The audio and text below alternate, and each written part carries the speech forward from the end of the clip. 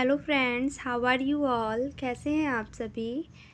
और आपका education study point में बहुत बहुत स्वागत है। यहाँ पर्यावरण शिक्षा का भाग 10 यानी कि पार्ट 10 के कुछ क्वेश्चंस हैं जो सीरीज़ में लेकर आई हूँ आप लोगों के लिए। आने वाले आपके सभी गवर्नमेंट एग्ज़ाम से रिलेटेड सम क्वेश्चंस हेयर।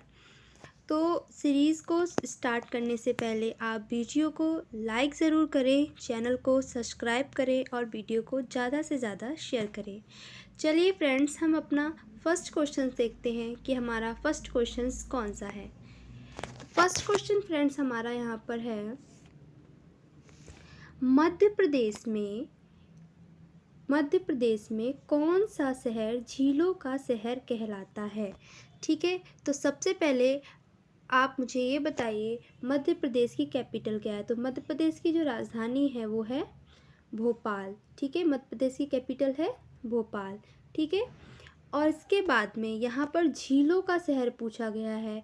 तो मध्य प्रदेश में झीलों का शहर भी कहा जाता है भोपाल को। ठीक है, भारत का और मध्य प्रदेश को मैं आपको और बता दूँ, भारत का हृदय कहा जाता है मध्य प्रदेश को। क्या कहा जाता है? हृदय, मतलब हार्ट ऑफ इंडिया, वो मध्य प्रदेश को कहा जाता है। ठीक है, देश विदेश में पर्यटन स्थल, खान पान, शिल्पकारी, बुनकारी आदि के लिए मध्य प्रदेश जाना जाता है। मध्य प्रदेश को झीलों का शहर भी कहते हैं। यही हमारा क्वेश्चन था। लोअर लेक और अपर लेक जैसी दो सुंदर झीलों के कारण ही भोपाल को झीलों का शहर कहते हैं। किन दो झीलों के कारण? लोअर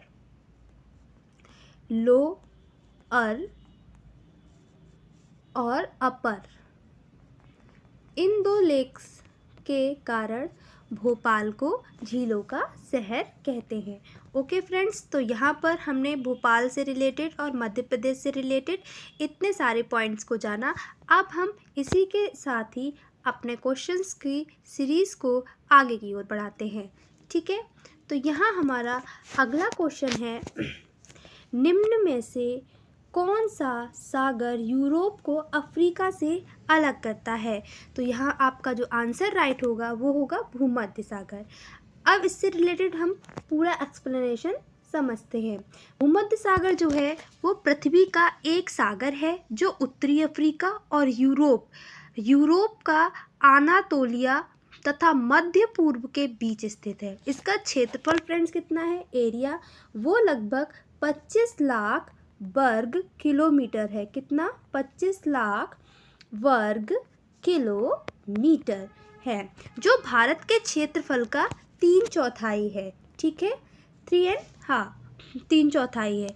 यह अटलांटिक महासागर से जिब्राल्टर द्वारा जुड़ा हुआ है। कौन? भूमध्य सागर जो है वो अटलांटिक महासागर से एक संधि है, जिस संधि का नाम है जिब्राल्टर जॉइंट, उसके द्वारा जुड़ा हुआ है, जो केवल 14 किलोमीटर चौड़ा एक जल डमरू मध्य है। लाल सागर अफ्रीका एवं एशिया के बीच और हिंद महासागर का एक नमकीन पानी की झील की एक खाड़ी है। जो लाल सागर है, ये लाल सागर बेसिकली जो है आपका, ये अफ्रीका एवं एशिया के बीच हिंद महासागर का एक नमकीन पानी की खाड़ी है। तो यहाँ हमने लाल सागर के बारे में भी जान लिया। ठीक है, अरब सागर के बारे में भी जान लिया।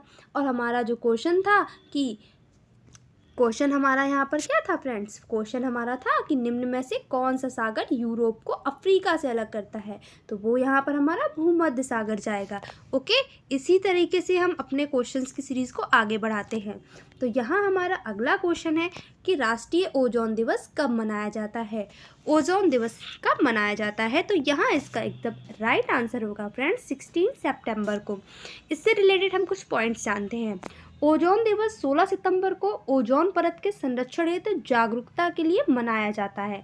ठीक है, और ये UNO ने 19 दिसंबर को 1994 4 को 16 सितंबर को international day for the preservation of ozone layer घोषित किया था इस दिन को।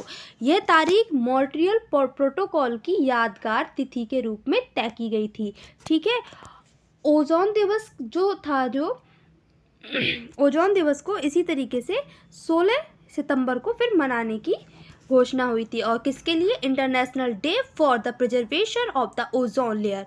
Got it student? Ozone layer का वर्क क्या होता है? ओजोन लेयर सन से आने वाली 3 तरीके की हार्मफुल यूवी रेजेस जो होती हैं UVA, UVB एंड UVC से हमारी जो अर्थ है उसको प्रोटेक्ट करती है। ठीक है फ्रेंड्स, इसी तरीके से आगे की क्वेश्चंस में बढ़ते हैं हम सीरीज़ में अपना। तो सीरीज़ में हमारा नेक्स्ट क्वेश्चन है यहाँ पर, किसी खाद्य श्रृंखला में शाकाहारी होते हैं। जो हमारी फूड चेन होती है उस श्रृंखला में शाकाहारी जो एनिमल्स होते हैं, शाकाहारी एनिमल्स कौन होते हैं?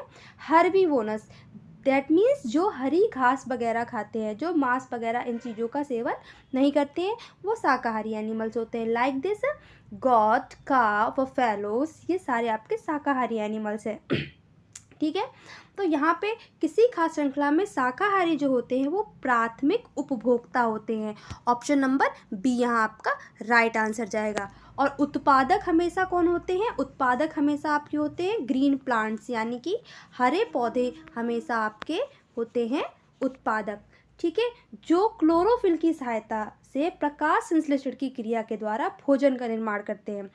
ग्रीन प्लांट्स में पिगमेंट्स होता है, उस पिगमेंट का नाम है क्लोरोफिल। ठीक है, क्लोरोफिल, और क्लोरोफिल जो पिगमेंट्स होता है उससे, उसकी हेल्प से फोटोसिंथेसिस होता है। स्टूडेंट्स, फोटोसिंथेसिस का मतलब होता है प्रकाश और संश्लेषण का मतलब होता है निर्माण, यानी कि प्रकाश के थ्रू भोजन को बनाना। ठीक है, इस क्रिया को हम फोटोसिंथेसिस कहते हैं। अच्छा, अगर शाकाहारी प्राथमिक उपभोक्ता हो गए तो हमारे द्वितीयक उपभोक्ता कैसे होंगे? मांसाहारी होंगे। ठीक है, और अपघटनकर्ता सड़े गले पदार्थों से ऊर्जा प्राप्त करते हैं, जैसे मृतोपजीवी, कवक और जीवाणु। अब अपघटनकर्ता क्या होता है? अपघटनकर्ता होते हैं डीकम्पोज्ड माइक्रो ऑर्गेनिज्म। क्या होते हैं? Decomposers micro organism. Micro organism कौन होते हैं? माइक्रो ऑर्गेनिज्म वो होते हैं जिनको हम अपनी नॉर्मल आंखों से नहीं देख सकते। ऐसे एनिमल्स को हम माइक्रो ऑर्गेनिज्म एनिमल्स कहते हैं। Like this bacteria, fungus, virus, they all microorganism decomposers। Okay students, next हम अपने क्वेश्चंस पर बढ़ते हैं आगे की तरफ सीरीज में। ठीक है, and this questions answer of प्राथमिक उपभोक्ता। आगे की तरफ बढ़ते हैं। अगला क्वेश्चन हमारा यहाँ पर है, पारिस्थितिक तंत्र यानी कि इकोसिस्टम के तत्वों के चक्रण को कहते हैं। इसके चक्रण को हम क्या कहते हैं? तो जाहिर सी बात है, पारिस्थितिक तंत्र कैसा होगा? बायोलॉजिकल होगा, यानी कि बायो मीन्स होता है जीवित। ठीक है, बायो में हम लोग जीवित यानी कि जो लिविंग थिंग्स होते हैं उनके बारे में स्टडी करते हैं, फिर वो चाहे इकोसिस्टम से रिलेटेड हो या फिजियोलॉजी से या एनिमल किंगडम से, किसी भी पार्ट से रिलेटेड हो। तो यहाँ इसका जो आंसर जाएगा वो आंसर इसका राइट होगा, जैव भू रासायनिक चक्र। इससे रिलेटेड कुछ टर्म्स जान लेते हैं।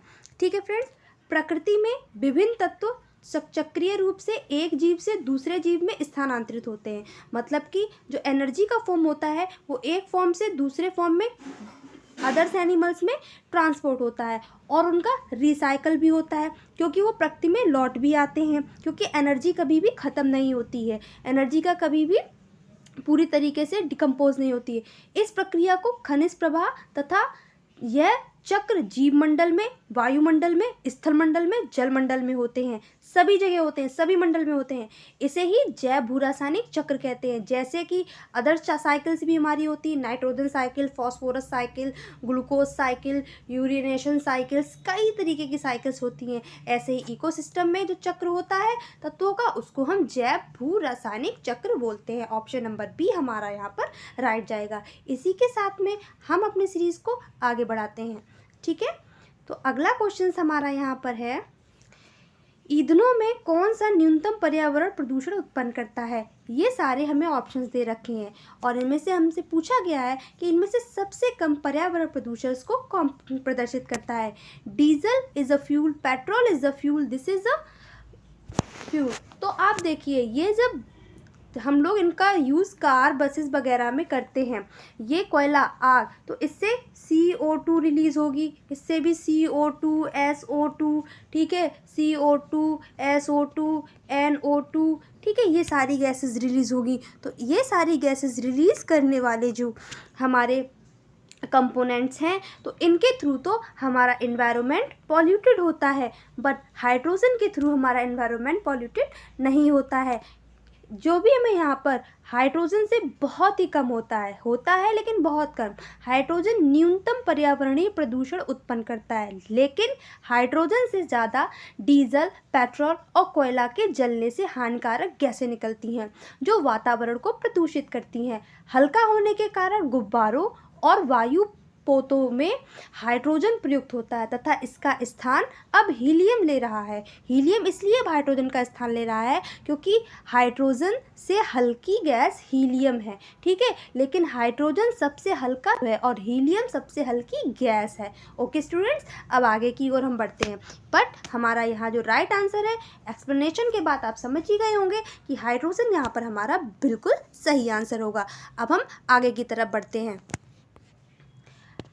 अगला क्वेश्चन है हमारा यहाँ पर, संकटग्रस्त जंतु दैत्याकार पांडा पाया जाता है, यानी कि इनमें से किस कंट्रीज में दैत्याकार पांडा पाया जाता है? तो इसका आंसर राइट होगा चीन। इसके बारे में कुछ टर्म जान लेते हैं। संकटग्रस्त जंतु दैत्याकार पांडा जो है वो चीन में पाया जाता है। पांडा को चीनी भाषा में कहते हैं, हम क्या कहते हैं चीनी भाषा में? झू यांग माओ। क्या कहते हैं चीनी भाषा में? पांडा को झू यांग माओ, ध्यान रखिए, ठीक है। या विशालकाय बिल्ली भालू भी बोलते हैं, क्योंकि बेसिकली ये जो पांडा है ये आपका कैनिस फैमिली से बिलोंग करता है, और कैनिस फैमिली जो है वो बिल्ली और भालुओं की फैमिली है। ये चीन के बांस के जंगलों और तिब्बत के हिमालय पर्वत के ढलानों के पेड़ों पर रहते हैं, ठीक है। और मैं इससे रिलेटेड आपको कुछ टर्म्स बता देती हूँ, इम्पॉर्टेंट हैं आपके लिए। पांडा विश्व वन्यजीव कोष यानी कि WWF, that means world wild life federations द्वारा अंतर्राष्ट्रीय स्तर पर संरक्षित प्रजातियों में से एक है, ठीक है स्टूडेंट्स। अब हम इसका जो राइट आंसर चीन है इसका, और हम क्वेश्चंस की सीरीज में आगे की तरफ बढ़ते हैं। ओके, चलें, यहाँ पर हमारा जो राइट आंसर है, मतलब क्वेश्चन है पहले हमारा, निम्न किस गैस के कारण भोपाल गैस त्रासदी हुई? क्या क्लोरोफ्लोरोकार्बन, दैट मीन्स CFC? क्या carbon dioxide, that means CO2? क्या nitrous oxide, that means N2O? नहीं। What is MIC? MIC that means methyl isocyanate, यानी कि इसको मिक हमने शॉर्ट फॉर्म में लिख दिया, तो इसको बोलते हैं मिथाइल आइसोसाइनेट। मिथाइल आइसोसाइनेट के कारण ही भोपाल गैस त्रासदी हुई थी। चलिए, इससे रिलेटेड हम कुछ टर्म्स जान लेते हैं। तो इससे रिलेटेड कुछ टर्म्स हमारे बेसिकली हैं। ये कब हुई थी? 3 दिसंबर 1984 को एक भयानक औद्योगिक दुर्घटना से हुई। इसे भोपाल गैस कांड या भोपाल गैस त्रासदी के नाम से जाना जाता है। भोपाल स्थित यूनियन कार्बाइड नामक कंपनी के कारखाने से एक जहरीली गैस का रिसाव हुआ, जिससे लगभग 15,000 से अधिक लोगों की जान चली गई तथा बहुत सारे लोग अपंगता से लेकर अंधेपन के भी शिकार हुए। और ऐसा भी है कि वहाँ के लोगों में आज तक भी जीन्स में म्यूटेशंस हुआ है, जीन्स में चेंज हुआ है, जिसके कारण लोग आज भी अपंग और अंधे ही वहाँ पर पैदा हो रहे हैं, ठीक है। मिथाइल आइसोसाइनाइड या मिक नामक जहरीली गैस का रिसाव हुआ था। क्लोरोफ्लोरोकार्बन, कार्बन डाइऑक्साइड और नाइट्रोजन गैस, तीनों ये आपकी जो गैसें हैं, ये आपकी कौन सी गैसें हैं? ये गैसें हैं आपकी ग्रीन हाउस गैसेस। कैसी हैं? ये आपकी ग्रीन हाउस गैसेस हैं। और यहाँ हमारा जो राइट आंसर है वो मिक यानी कि मिथाइल आइसोसाइनाइड। ओके फ्रेंड्स, अब हम अपने क्वेश्चंस की सीरीज को आगे की तरफ ले जाते हैं। अगला क्वेश्चन हमारा यहाँ पर है, निम्न में से कौन सी प्राकृतिक वनस्पति मरुस्थलीय प्रदेशों में पाई जाती है? बहुत ही सिंपल क्वेश्चन है, और इसका आंसर इजीली आप पिक्चर में जैसा देख रहे हैं कैक्टस, वैसे ही इसका आंसर यहाँ पर कैक्टस है। हम इससे रिलेटेड कुछ पॉइंट समझते हैं। कैक्टस मरुस्थलीय प्रदेशों में पाए जाने वाली एक प्राकृतिक वनस्पति है।